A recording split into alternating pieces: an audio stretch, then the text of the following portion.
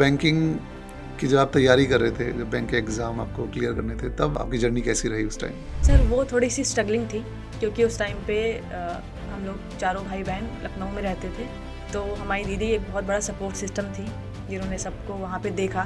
तो एक पर्सन बस वहाँ पे अर्निंग था और पूरी फैमिली को देखना था। तो वो भी वहाँ से भी हमने अपनी जिम्मेदारियों को समझा कि हमें कुछ करना है अभी। शुरुआत कैसे की बैंकिंग की? बैंकिंग में कहाँ से पढ़ना है, कहाँ जाना है, क्या करना है? पहले तो सर उस टाइम नया नया मोबाइल इंटरनेट ऐसा था, 2015 की बात बता रहे हैं, और नेट भी बहुत ही कॉस्टली आता था वहाँ पे।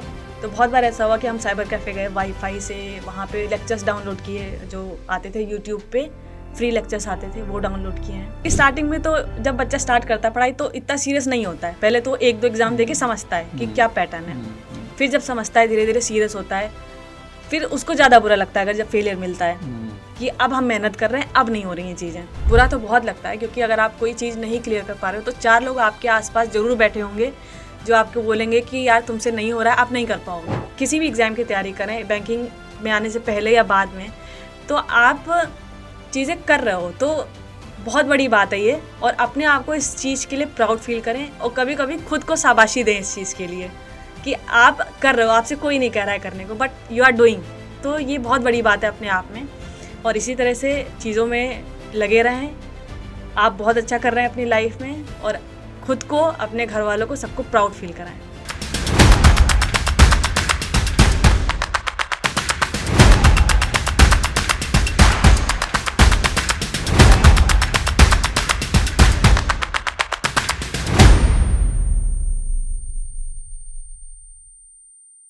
नमस्कार दोस्तों, dare to dream with Anil Nagar में आपका स्वागत है। जैसा कि हम हमेशा आपके लिए कुछ ऐसी इंस्पायरिंग स्टोरीज़ लेकर आते हैं जहां से आपको बहुत कुछ सीखने के लिए मिलता है और आपको एक सक्सेसफुल पर्सन की जर्नी भी समझ में आती है और स्ट्रगल्स भी समझ में आते हैं, और काफ़ी कुछ उससे हमारा थॉट प्रोसेस भी क्लियर होता है और हमें चीज़ें समझ में आती हैं कि ये जो अचीवर्स होते हैं, जो लाइफ में आगे बढ़ते हैं, जो बड़े बड़ी चीज़ें अचीव करते हैं, वो क्या डिफरेंट करते हैं, उसमें ऐसा क्या होता है। तो आज के शो में भी हम ऐसा ही कुछ करने वाले हैं, और हमारे जो आज के गेस्ट हैं वो हैं रेशमा सिंह।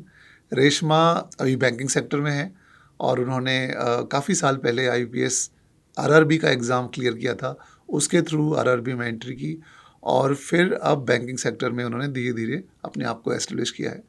अभी रिसेंटली उन्होंने CAIB का एग्ज़ाम क्लियर किया है, उससे पहले JIB का भी एग्ज़ाम क्लियर कर चुकी हैं। और इंटरेस्टिंगली उन्होंने जब IPS की प्रिपरेशन की थी और JAIB का, ये सारे एग्ज़ाम्स उन्होंने अड्डा के प्लेटफॉर्म पे ही तैयारी की है इन सारे एग्ज़ाम्स के लिए भी। तो ये हमारे लिए बहुत इंस्पायरिंग था, बट आप सबके लिए एक बहुत इंस्पायरिंग स्टोरी होने वाली है। बहुत कुछ सीखने को मिलेगा, और हमारे साथ आप इस शो में बने रहिएगा। सबसे पहले रेशमा, आपका शो में बहुत बहुत स्वागत है। Thank you sir. रेशमा, सबसे पहले तो आपके बैकग्राउंड के बारे में जानना चाहेंगे। आप कहाँ से आती हैं और फैमिली में कौन कौन है? जी सर, सीतापुर से आते हैं हम, और फैमिली में हमारे मम्मी पापा और 5 भाई बहन हैं। ओके, और मदर फादर क्या करते हैं? पापा की वॉच की शॉप है वहीं पे, और मम्मी हाउसवाइफ है। ओके। जी और आपके 5 भाई बहन हैं इंक्लूडिंग यू। जी। तो आपका बचपन कैसा रहा? 5 भाई बहनों में तो काफ़ी लड़ाई झगड़े और ये सब चीज़ें जी सर, बिल्कुल, रही ये तो होंगी। बहुत ऑब्वियस होता है जो कि अभी तक भी है फिलहाल। ओके। और जी। पढ़ाई कहाँ से की आपने? पढ़ाई सर हमारा ग्रेजुएशन हुआ था फैजाबाद में, वहाँ से बीटेक कंप्लीट किया हमने। फैजाबाद से आपने बीटेक किया। जी सर। तो मैं आगे बढ़ने से पहले एक छोटा सा क्वेश्चन आपसे पूछना चाहूँगा कि आपने बताया आपके पिता की घड़ी की शॉप थी। तो बचपन में जब आप पढ़ाई करते थे, तो पहला तो ये कि पढ़ाई में आप कैसे थे उस टाइम जब आप पढ़ाई कर रहे थे? सर 5th क्लास तक तो बिल्कुल ही जो होते हैं बच्चे नहीं पढ़ते हैं, उनमें से हम थे, लेकिन हमारी दीदी हैं जिन्होंने बहुत इंस्पायर किया हमें बचपन से ही। तो तब 6-7 क्लास तक आते आते एक एवरेज स्टूडेंट रहे हैं हम, जो कि आगे भी अभी भी एवरेज स्टूडेंट ही हैं। तो एक एवरेज स्टूडेंट की कहानी भी हम यहाँ पे शेयर करना चाहेंगे अपने through. Okay, okay, very interesting. जी आप सर। अपने आप को एवरेज कह रहे हैं, लेकिन आपने इतने एग्ज़ाम्स क्लियर किए हैं, जी ये सब मुझे लगता है बहुत एक्सेप्शनल है। ठीक है, आपने ग्रेजुएशन किस स्ट्रीम में किया? Computer science sir. Computer science जी से आपने किया। जी सर। ओके। तो बीटेक करने के बाद ये बैंकिंग कहाँ से पिक्चर में आ गया? बैंकिंग का ख्याल कब आया आपको? बैंकिंग सर, अपने आप से एक तो सेल्फ कुछ करना था, सोचना था तो ये फील्ड हमको सबसे बेस्ट लगी क्योंकि यहाँ पे ग्रोथ बहुत अच्छी है। इन फ्यूचर हम देखें अगर, तो वहाँ पे अगर हम आगे भी बढ़ते हैं प्रमोशन लेके, अभी हम ऑफिस असिस्टेंट हैं एज ए, बट आगे हम अगर ऑफिसर जाते हैं, मैनेजर जाते हैं, तो वहाँ पे आपकी बहुत अच्छी ग्रोथ है। बट कंप्यूटर फाइनेंशियली भी साइंस में भी बहुत अच्छी ग्रोथ है, कंप्यूटर साइंस में क्यों नहीं गए आप? सर वो प्लेटफॉर्म हमको वहाँ पे ऐसा विज़न हमको नहीं दिखा, क्योंकि स्टार्टिंग में जब हमने ग्रेजुएशन कंप्लीट किया था, तो या तो गेट के थ्रू आप आगे बढ़ो, और या तो फिर आपका पैकेज बहुत ही लो से स्टार्ट हो रहा था, 10,000 15,000 इस तरह से स्टार्ट हो रहा था, तो वो स्कोप हमको इतना वहाँ पे दिखा नहीं। तो आपको लगा बैंकिंग सेक्टर में स्टार्टिंग भी अच्छी है और जी ग्रोथ भी सर, अच्छी है? बिल्कुल सर। ओके। तो बैंकिंग की जब आप तैयारी कर रहे थे, जब बैंक के एग्ज़ाम आपको क्लियर करने थे, तब आपकी जर्नी कैसी रही उस टाइम? बिल्कुल सर, वो थोड़ी सी स्ट्रगलिंग थी क्योंकि उस टाइम पे हम लोग चारों भाई बहन लखनऊ में रहते थे, तो हमारी दीदी एक बहुत बड़ा सपोर्ट सिस्टम थी जिन्होंने सबको वहाँ पे देखा। तो एक पर्सन बस वहाँ पे अर्निंग था और पूरी फैमिली को देखना था, तो वो भी वहाँ से भी हमने अपनी जिम्मेदारियों को समझा कि हमें कुछ करना है अभी, कि गवर्नमेंट जॉब लेनी है, हमको भी अपनी फैमिली को सपोर्ट करना है। तो वहाँ से चीज़ें हमको रियलाइज़ हुई, तो हमने स्टार्टिंग वहाँ से की और अपनी पढ़ाई में भी सीरियस हुए कि अब करना है हमको। तो शुरुआत कैसे की बैंकिंग की? बैंकिंग में कहाँ से पढ़ना है, कहाँ जाना है, क्या करना है? पहले तो सर उस टाइम नया नया मोबाइल इंटरनेट ऐसा था, 2015 की बात बता रहे हैं, और नेट भी बहुत ही कॉस्टली आता था वहाँ पे।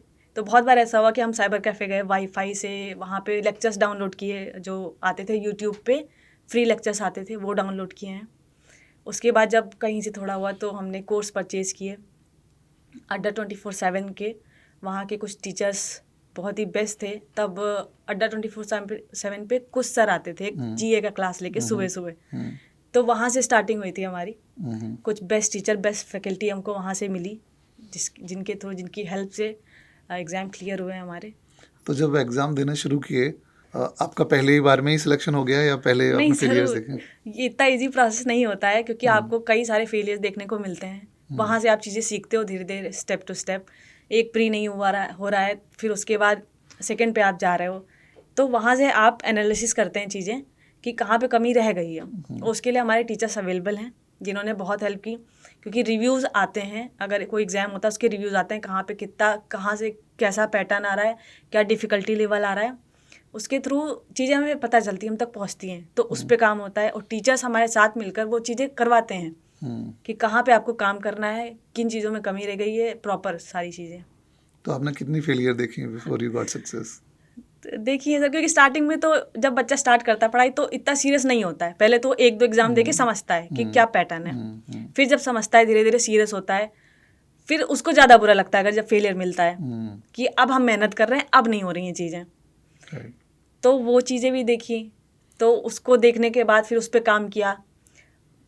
वो चीज़ें बहुत बुरी लगती, जैसे कि आप मेंस तक जा रहे हो, क्योंकि 2018 में सर मेरा ऑफिस असिस्टेंट का पेपर क्लियर हुआ था और आरआरबी ऑफिसर स्केल 1 का भी हुआ था। तो वहाँ पे इंटरव्यू तक जाना, उसके बाद लास्ट में फाइनल में नहीं होना, वो बहुत बड़ा एक था पड़ाव। तो वो चीज़ भी देखी हमने, लेकिन उसके बाद भी कोशिश नहीं छोड़ी। हमने ऑफिस असिस्टेंट में ज्वाइन किया, उसके बाद भी लगातार 2 साल तक हार नहीं मानी आपने? हार नहीं मानी, कंटिन्यू किया। अच्छा, क्योंकि मुझे बताइए कि इंटरेस्टिंग चीज़ पूछना चाहूँगा, सॉरी आपको मैं रोक रहा हूँ, कि जब आप तैयारी कर रहे थे तो बिकॉज आपका बैकग्राउंड कंप्यूटर साइंस का है, जी, तो कौन कौन से ऐसे सब्जेक्ट्स थे जहाँ पे आपका ठीक था और कौन कौन से थे जहाँ पे आपको बहुत फाइट करनी पड़ी? फाइट तो सर नहीं करनी पड़ी, क्योंकि मैथ, रीजनिंग, जीए ऐसी चीज़ें हैं कि जो आप पढ़ रहे हो, क्योंकि हमारा इंटर मैथ से था, तो ऐसी कोई दिक्कत हुई नहीं। एवरेज स्टूडेंट सर सारी चीज़ों में थोड़ी थोड़ी पकड़ रखता है। जी, तो वो चीज़ें हो गई फिलहाल। पर जनरली मैंने देखा है कि जो लोग स्पेशली हिंदी मीडियम से आते हैं या फिर यूपी से आते हैं, उनका इंग्लिश बहुत वीक होता है। हाँ सर, इंग्लिश वाली प्रॉब्लम जो आप बता रहे हैं वो बिल्कुल थी। तो इंग्लिश हमने नहीं लिया था। जैसे आरआरबी हुआ, यहाँ पे हिंदी का ऑप्शन एक बहुत अच्छा होता है। ओके, जी, तो तो आपने हिंदी चूज कर लिया? हाँ, तो ये थोड़ा सा इजी पड़ा एज़ कम्पेयर टू जैसे IBPS में इंग्लिश होता है पूरा पोर्शन, और आज जो लेवल, अब डिफ़िकल्टी लेवल हो गया है, अच्छा खासा आता है वहाँ पे। तो ये एक हेल्प मिली जो कि आरआरबी के थ्रू हमको ले गई, इधर इस तरफ हमारा इंटरेस्ट आया कि आरआरबी सही रहेगा एज़ कम्पेयर टू IBPS। ये आपने बहुत अच्छी चीज़ बताई, क्योंकि बहुत सारे लोग ऐसे बोलते हैं मुझे कि सर हमारा तो बैकग्राउंड हिंदी मीडियम का है, तो हमारे लिए तो कितना डिफिकल्ट है बैंकिंग में जॉब लेना। और जैसे आपने बताया कि आरआरबी में तो ऑप्शन है, आप इंग्लिश को हटाओ, आप जी हिंदी से जी कर लो, तो ये एक बहुत अच्छा ऑप्शन लोगों के लिए ओपन अप होता है। ठीक है, तो फिर आप आरआरबी में आपने एग्ज़ाम क्लियर कर लिया और आरआरबी में अंदर एंटर कर गए। तो अब आपसे जानना चाहेंगे रेशमा कि बैंकिंग की लाइफ कैसी होती है एज ए बैंकर, जी जी क्योंकि हम बाहर से हमें लगता है कि यार किसी तरह मिल जाएगा सरकारी नौकरी, किसी तरह अंदर पहुंच जी जाए, जी। फिर लाइफ सेट है। लेकिन जब अंदर गए, आप बैंक ज्वाइन किया, तो क्या एक्सपीरियंस था आपका? सर देखिए, जब स्टार्टिंग में ज्वाइन करते हैं तब तो हमें कुछ समझ ही में नहीं आता कि क्या चल रहा है। हम्म, पहले हम 4 महीने 6 महीने समझते हैं कि हम्म, क्या होता है, स्टाफ ही हम समझते हैं कि क्या कैसे कौन बात कर रहा है, रिएक्ट कर रहा है, या क्या चीज़ें एग्जैक्ट होती हैं। कस्टमर डीलिंग ही बहुत बड़ी बात होती है, क्योंकि हम किसी से कभी इस तरह से इंटरेक्ट नहीं करते हैं, तो हमें कस्टमर को क्या जवाब देना, यही बड़ी बड़ी बात होती है। फिर धीरे धीरे जब चीज़ें समझ में आती है तो सबसे बड़ी बात होती है अपने काम को जस्टिफाई करना, कि आप जिस टेबल पे बैठे हो, अगर आप क्लर्क पे भी बैठे हो, ऑफिसर पे भी बैठे हो, तो वहाँ पे आप अपने सीट को जस्टिफाई कर रहे हो कि नहीं। क्योंकि बहुत बार होता है कि कस्टमर सफ़र करता है, अगर आप चीज़ें नहीं सही से कर रहे हो टेबल के इस तरफ होके, तो सफ़र करता है कस्टमर। तो वो भी चीज़ है कि आप अपने काम को कितने ईजिली, कितने इंटरेस्ट से, कितनी रिस्पॉन्सिबिलिटी से करते हैं वहाँ पे आप।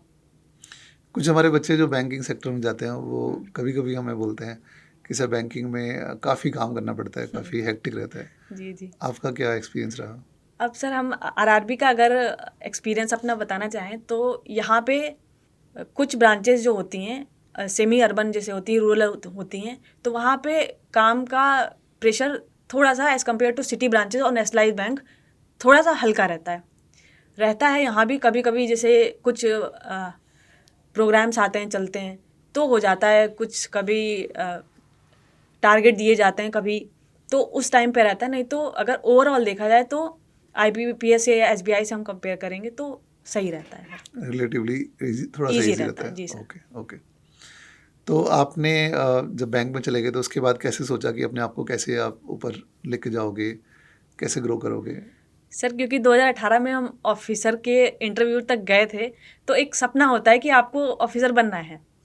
तो उस टाइम पे चीज़ें नहीं पॉसिबल हो पाई, फिर भी हमने 2 साल तक आगे ट्राई किया कि अभी यहाँ तक नहीं रुकना है, हमको आगे भी जाना है। हम्म, कभी कभी चीज़ें नहीं हो पाती हैं, शायद आप पूरा एफर्ट कर रहे हो तब भी नहीं हो पाती हैं, लेकिन आप कोशिश कर रहे हो बिग थिंग। हम्म, तो 2022 तक हमने दिए हैं ऑफिसर के एग्ज़ाम, मेंस तक वहाँ भी गए हैं, पूरी कोशिश की अपनी, वहाँ पे नहीं हुई चीज़ें, तब फिर हमने उसके बाद जाके सोचा कि अब इंटरनल प्रमोशन लेते हैं। तो उसके लिए फिर हमने आगे बढ़े और JIB का एग्ज़ाम दिया और उसके बाद CIB का एग्ज़ाम दिया। तो इसके थ्रू हम आगे अपने इंटरनल प्रमोशन में जा सकते हैं और जो ऑफिसर वाला सपना है हमारा, उसको पूरा कर सकते हैं। तो आपने हमारे ऑफिसर्स अड्डा पे जाके जी ये जैब गायब की प्रिपरेशन की। अच्छा, थोड़ा JIB की प्रिपरेशन के बारे में बताइए। आपकी क्या अप्रोच थी? आपका स्टार्टिंग पॉइंट क्या था जब प्रिपरेशन करने का सोचा पहली पहली बार? तो कौन सी बुक देखी आपने या कोई कोर्स देखा, या कैसे गए आप, कैसे सोचा आपने? सबसे पहले तो सर हमने बुक्स ही देखी, मैकमिलन की बुक आती है IIBF के थ्रू, तो वो बुक्स देते हैं। तो अभी पहले तो पेपर भी कम होते थे, अभी पेपर भी ज़्यादा हो गए। JIB में भी 4 पेपर हो गए और CIB में 5 पेपर हो गए हैं। पहले चीज़ें ईजी थी एज़ कम्पेयर टू अभी जो चल रही हैं, और उसमें थोड़ी सी चीज़ें टफ भी कर दी गई हैं। जैसे CIB में BFM सब्जेक्ट है, ABFM सब्जेक्ट है, उसमें विदाउट ऑप्शंस क्वेश्चंस आते हैं। तो वो एक बहुत ही बड़ी चीज़ हो गई कि आप न्यूमेरिकल कर रहे हो, तो उसमें भी आपको ऑप्शंस नहीं मिल रहे हैं। तो वो टाइप करना, जब आपके पास 5 ऑप्शंस होते हैं, तो आप, हम लोग क्योंकि बैंकिंग वाला दिमाग है हम लोग का, तो हम लोग ऑप्शन से भी कभी कभी आंसर्स निकालने की कोशिश करते हैं, लेकिन जब ऑप्शन ही नहीं है आपके सामने तो टफ हो जाती हैं चीज़ें। तो वो एक नेगेटिव चीज़ वहाँ पे दिखी जो टफ बनाती हैं किसी एक एग्ज़ाम को। तो वहाँ पे वो चीज़ टफ थी सर। और फिलहाल तो बुक्स, उसके बुक से बाद शुरुआत की आपने बुक से फिर? शुरुआत की। बुक सारी एक बार पढ़ना बहुत ज़रूरी है। उसके बाद जो सेकंड चीज़ आती है वो आती है कि एक आपको गाइडेंस मिले, उसके लिए एक अच्छा प्लेटफॉर्म होना ज़रूरी है, जो कि हमें मिला अड्डा 24/7 के थ्रू। वहाँ पे बेस्ट फैकल्टी हमको मिली, Praveen sir, BFM, Pranshu ma'am, Nikita ma'am, सारे टीचर्स हैं जो कि बेस्ट अपना पढ़ाते हैं वहाँ पे। और बिल्कुल वहाँ पे जैसे लगता है कि हम इंटरेक्ट कर रहे हैं उनसे, ऑनलाइन हम पढ़ रहे हैं। अभी हमने यहाँ पे भी मैम से पूछा था कि मैम स्टाफ या फैकल्टी से मीटअप हो सकता है, तो बहुत बड़ी बात होगी वो भी। तो वहाँ से बहुत ज़्यादा हेल्प मिली सर। ओके। जी। और पहले अटेम्प्ट में ही आपने जेआईबी क्लियर कर लिया? नहीं सर, जीआईबी में भी 2 से 3 अटेम्प्ट उसमें भी थे और सीआईबी में भी 3 अटेम्प्ट थे सर। ओके। जी। तो कौन सी ईयर में आपने जेआईबी क्लियर किया? जीआईबी सर जून 2022 में हुआ था मेरा, और उसके बाद अभी सीआईबी हुआ है जुलाई 2024 में। तो जनरली बच्चों को, जो जो हमारी ऑडियंस इस पॉडकास्ट को देख रही होगी, आप क्या स्ट्रेटजी सजेस्ट करना चाहेंगे फॉर जेआईबी प्रिपरेशन? इसके लिए सर हम यही स्ट्रेटजी बोलेंगे कि सबसे पहले तो बुक एक बार आपको पूरी 100% पढ़नी है। क्योंकि आप अगर एक बुक जब तक पूरी पढ़ के नहीं जाएंगे, क्योंकि ऑनलाइन भी चीज़ें होती हैं अवेलेबल, बट आपको बुक पढ़ना एक बार बहुत ज़रूरी है। पूरी बुक पढ़िए, आप ऑनलाइन कोर्सेज लीजिए, उससे बहुत हेल्प मिलती है। क्योंकि वर्चुअल चीज़ें जो भी हम देखते हैं वो हमारे दिमाग में एक अलग तरह से बैठती हैं। कई बार बुक की चीज़ें क्लिक नहीं करती हैं, वर्चुअल चीज़ें क्लिक कर जाती हैं वहाँ पे जब हम आंसर करते हैं। वो बहुत ज़्यादा ज़रूरी है। 100% आप बुक पढ़ के जाइए और ऑनलाइन कोर्सेज देखिए। उसके अलावा जब आप एग्ज़ाम सेंटर पे जाते हो, तो अब व्हाट आई थिंक कि हमने जो एक्सपीरियंस किया कि अगर आप 100% चीज़ें पढ़ के गए, वहाँ पे आपको 70% चीज़ें समझ में आएंगी क्वेश्चंस, क्योंकि ऐसा डिफ़िकल्टी लेवल होता है। उसमें से 60% आप कर पाओगे, और तब जाके आपका 50% से ऊपर रिजल्ट आएगा। और रिजल्ट पास कर एग्ज़ाम पास करने के लिए 50% प्लस ज़रूरी है। और इसी तरह सीआईबी की स्ट्रेटजी आपके हिसाब से क्या होनी चाहिए? सीआईबी की भी सर सेम है, क्योंकि अब तो 5 सब्जेक्ट हो गए हैं, तो वहाँ पे टाइम देना बहुत ज़रूरी है। ऐसा नहीं कि आप चीज़ें थोड़ी सी पढ़ लो या थोड़ा सिलेबस कंप्लीट करो तो हो जाएंगी। वहाँ भी आपको अच्छा खासा टाइम देना पड़ेगा। और मेन प्रॉब्लम ये होती है कि पेपर बैक टू बैक लग जाते हैं, क्योंकि 5 पेपर हैं, 1 मंथ में ख़त्म करना होता है, तो Saturday Sunday back to back लग जाते हैं कुछ पेपर। तो वहाँ पे भी चीज़ें रिवीजन करने में बहुत डिफ़िकल्टी आती है कि आज आप एक पेपर दे के आए हो और कल नेक्स्ट डे आपका अगेन एक पेपर लगा है। तो उसके लिए आप 1 महीने, 2 महीने, 3 महीने पहले से आपको प्रिपरेशन स्टार्ट कर देनी चाहिए, जिससे कि आप कवर कर पाओ चीज़ें लास्ट मोमेंट पे। कौन सा सब्जेक्ट ऐसा लगता है जिसमें आपको लगता है कि बहुत टाइम लगेगा और उसके बारे में पहले से तैयारी करके रखनी चाहिए? बिल्कुल सर, एक सब्जेक्ट है सीआईबी में बीएफएम, हम्म, तो वो काफ़ी टफ है, और आईएबीएफ ने उसको ऐसा बना भी दिया है कि विदाउट ऑप्शंस वाली जो बात है, उसमें 10 से 15 क्वेश्चंस आते हैं विदाउट ऑप्शन। तो वो क्वेश्चन कोई ज़रूरी नहीं है कि आपसे हो पाए, क्योंकि numerical values numerical question basically वो आते हैं, तो वो टफ होता है वहाँ पे। उसके अलावा कंसेप्ट आपके बहुत क्लियर होने चाहिए। वहाँ पे ऐसे लेंदी क्वेश्चंस भी आते हैं, पैराग्राफ के इतने बड़े बड़े क्वेश्चंस आ जाते हैं वहाँ पे, तो उनको समझना। और उसमें भी इतना कन्फ्यूज़न क्रिएट हो जाता है ऑप्शंस में। जैसे 5 ऑप्शंस आपको दिए हैं, तो उसमें हर एक ऑप्शन में 1 और 2, 2, 3 और 4 इस तरह के ऑप्शंस आते हैं। अगर उसमें से आपको पाँचों में से एक सेंटेंस भी नहीं पता है, तो आप उसका आंसर नहीं कर पाओगे। तो इसलिए आपको कोई भी चीज़ बहुत ही अच्छे से पढ़नी है, उसका कंसेप्ट क्लियर होना। केस स्टडीज़ आती है, केस स्टडीज़ के लिए कंसेप्ट क्लियर होना बहुत ज़रूरी है। केस स्टडीज़ में बहुत बार ऐसी सिचुएशन दे दी जाती हैं कि वो आपको, अगर आपके कंसेप्ट क्लियर है तभी आप कर पाओगे, और आपने अच्छे से वो टॉपिक पढ़ा तभी आप कर पाओगे। उसके लिए आपको पहले से पढ़ना पड़ेगा, उसमें टाइम देना पड़ेगा, तभी वो चीज़ें हो पाती हैं वहाँ पे। और एक और चीज़ बताइए कि जब आप बैंक में होते हैं, बैंक में तो ऑलरेडी इतना काम होता है, जी सर। तो उसके साथ साथ ये सब एग्ज़ाम्स की तैयारी करना, मतलब हाउ हाउ यू मैनेज्ड? इसके लिए तो सर सबसे पहले आपको सेल्फ मोटिवेशन आपके अंदर होना चाहिए कि मुझे एग्ज़ाम क्लियर करना है।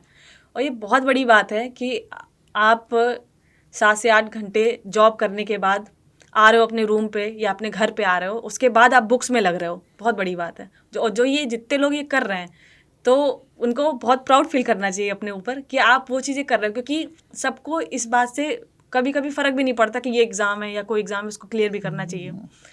तो ये बहुत बड़ी बात है कि हम एग्ज़ाम अपना पूरा टाइम दे रहे हैं। कई बार ऑफिस में टाइम 6 बज जाते हैं, 7 बज जाते हैं कभी कभी, तो उसके बाद भी आपको ऐसा नहीं है कि आके एक्सक्यूज़ खुद को आपको नहीं देना है। खुद को आपको ये बोलना है कि हमें अगर चीज़ें करनी तो हम ही को मेहनत करनी पड़ेगी। और जैसा कि हम बाहर रहते हैं, हमें कोई नहीं देख रहा है सर अपने रूम पे, ना हमारी मम्मी ना पापा, कि आप क्या कर रहे हो। आप आराम भी कर सकते हो, रेस्ट भी कर सकते हो, घूम भी सकते हो, कुछ भी कर सकते हो, बट ये आप पे डिपेंड करता है कि आप अपने टाइम को किस तरह से यूज़ कर रहे हो। अगर आपको फ्यूचर में कोई अचीवमेंट चाहिए, कुछ हासिल करना है, कुछ अच्छा कुछ बड़ा, तो आपको सेल्फ मोटिवेटेड होना पड़ेगा और खुद ही मेहनत करनी पड़ेगी। ये मैंने बहुत सारे बच्चों से सुना है जी सर। कि सर टाइम नहीं मिलता, पूरे दिन भर हमारा जॉब होता है, हेक्टिक होता है और उसकी वजह से हम तैयारी नहीं कर पाते या एग्ज़ाम नहीं निकाल पाते।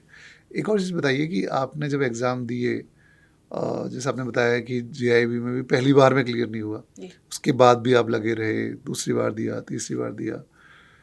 तो इतना जो परसिस्टेंस, मोटिवेशन कहाँ से आता है? How how you are so motivated? Sir देखिए, इसमें एक तो आपका नॉलेज इंक्रीज होता है। फर्स्ट मोटिवेशन तो ये है कि आप जो काम कर रहे हो आप उससे कोरिलेट करते हो जो आप पढ़ रहे हो। तो एक तो ये चीज़ है।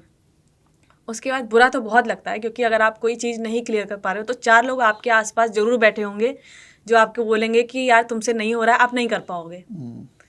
बट जब चीज़ें, एक तो प्लस पॉइंट सर ये भी होता है कि आपकी ग्रोथ हो रही है, और फाइनेंशियल भी यहाँ पे आपके इंक्रीमेंट लग जाते हैं, वो भी एक मोटिवेशन आपको देता है कि वो भी आपका प्लस पॉइंट है। तो ये चीज़ है। और ऑब्वियस सी बात है सर, नॉलेज तो यहाँ पे बढ़ ही रहा है, तो ये सब चीज़ें बहुत मोटिवेट करती हैं आपको आगे बढ़ाने में। Very nice. तो आगे क्या प्लान्स है रेशमा? बैंकिंग में आप ऑलरेडी स्टेप बाय स्टेप आगे बढ़ते जा रहे हो, और आगे क्या सोच रहे हो लाइफ में? आगे सर ये है कि अभी जेआईबी और सीआईबी कर लिए हैं, तो इसके थ्रू जो इंटरनल प्रमोशंस होते हैं उसके लिए जाएंगे हम, श्योर है। और जो ऑफिसर बनने का सपना था वो ज़रूर पूरा करेंगे, और अपने घर परिवार में सबको प्राउड फील कराएंगे। और शादी के क्या प्लान्स हैं? मैरिज ऐसा प्लान्स? तो सर अभी कुछ नहीं है फ़िलहाल, ऐसा सोचा नहीं, क्योंकि अभी हम हमसे जस्ट बड़ी सिस्टर हैं, तो उनकी शादी का चल रहा है, तो उसके बाद जो भी होगा तो आगे वो सोची जाएगी। Very nice.